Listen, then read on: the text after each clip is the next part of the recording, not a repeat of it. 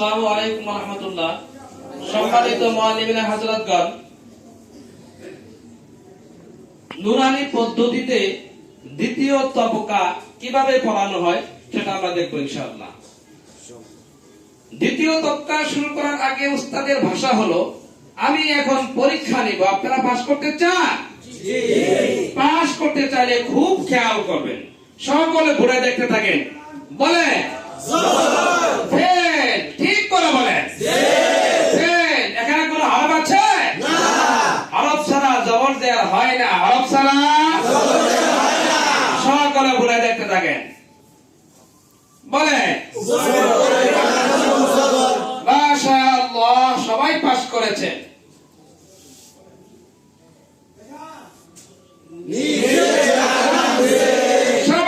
সবাই পাস।